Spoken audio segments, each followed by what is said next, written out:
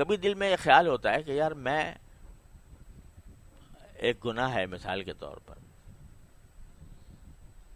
تو میں کوشش بھی کرتا ہوں، توبہ بھی کرتا ہوں، اور توبہ کے وقت میں دعا بھی مانگتا ہوں، یا اللہ آئندہ نہ ہو مجھ سے یہ حرکت۔ اس کے باوجود ہو جاتا ہے۔ تو جب میں نے اپنے اللہ کے سامنے گزارش کر دی، اللہ تعالیٰ سے میں نے مانگ لیا، پھر کیوں اللہ میاں مجھ سے، پھر کیوں اللہ میاں نے مجھے روکا نہیں اس سے؟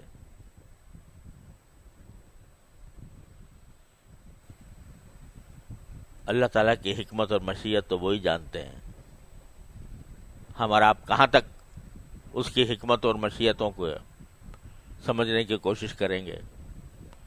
لیکن اللہ جل جلالہ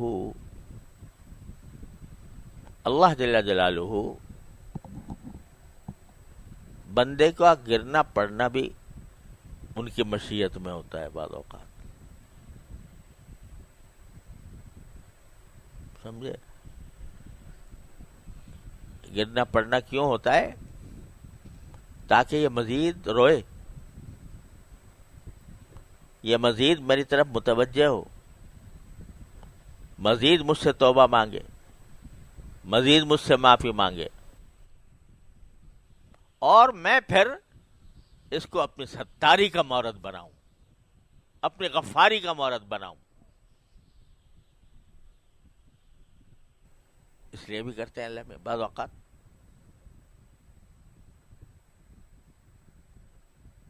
اس لیے دیکھو، ایک اللہ تعالیٰ معاف کرے، ایک چیز ہوتی ہے استدراج، اللہ تعالیٰ ہر مسلمان کو اس سے محفوظ رکھے۔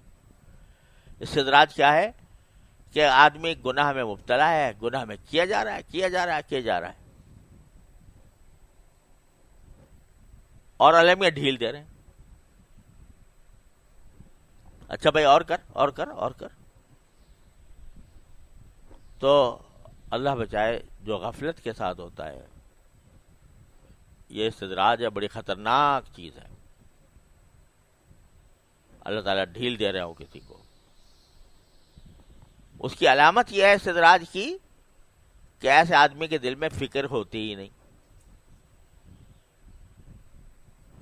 اس کو نہ ندامت ہوتی ہے، نہ فکر ہوتی ہے کہ میں کیوں کر رہا ہوں، وہ تو سینہ تان کے کر رہا ہوتا ہے گناہ، اعوذ باللہ۔ وہ تو ہے بڑی خطرناک چیز۔ اور ایک وہ ہے جو گناہ تو کر رہا ہے بیچارہ، لیکن شرمندگی کے ساتھ، عاجزی، اللہ تعالیٰ کے سامنے عاجزی ظاہر کرتا ہے، روتا ہے، گڑ گڑاتا ہے، یا اللہ مجھ سے یہ ہو گیا، مجھے بچا لے اس سے، یا اللہ مجھ سے آئندہ میں اس گناہ میں مبتلا نہ ہوں۔ آج کل کے جو گناہ ہے وہ نظر کا گناہ سب سے خراب ہے، تو میں اس کی خاص طور پر، اور بھی غیبت سب پتہ نہیں کیا کیا ہم مبتلا رہتے ہیں جن گناہوں میں۔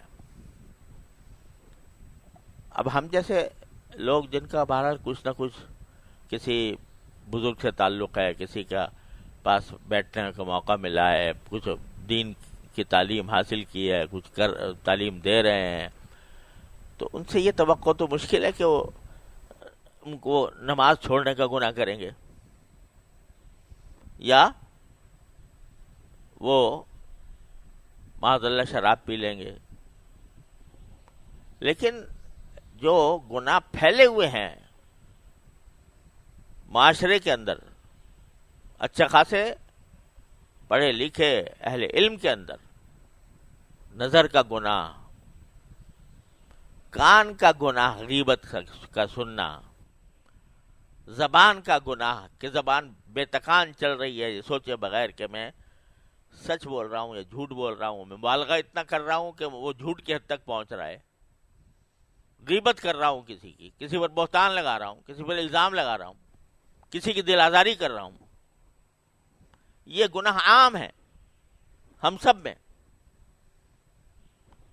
تو پہلے تو اس کا احساس ہونا چاہیے کہ ایک گناہ ہے،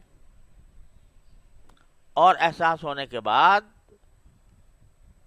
شرمندگی ہونی چاہیے. غیبت کر لی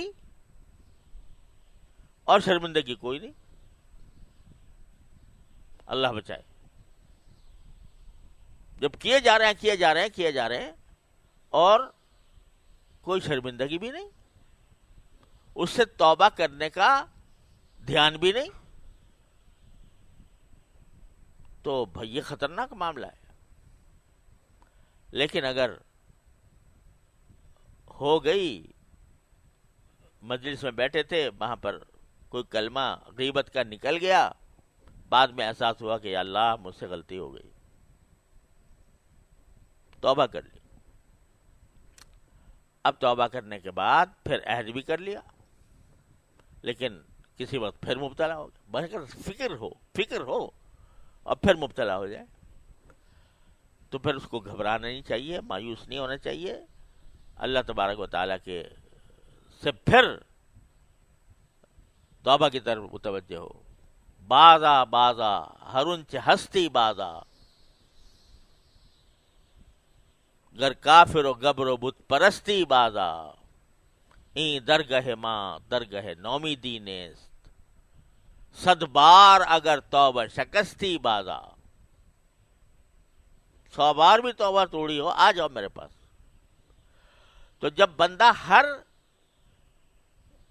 میں یہ نہیں کہہ رہا کہ بھائی یہ کوئی اچھی بات ہے کہ ایک مرتبہ توبہ کرے اور آدمی پھر اس کو توڑے، نہیں، کوشش تو پوری کرنی ہے. لیکن کسی وقت نفس سے مجبور ہو کر، شیطان کے دھوکے میں آ کر مبتلا ہو گیا تو پھر مایوس نہ ہو، پھر لوٹ جائے اسی کی طرف.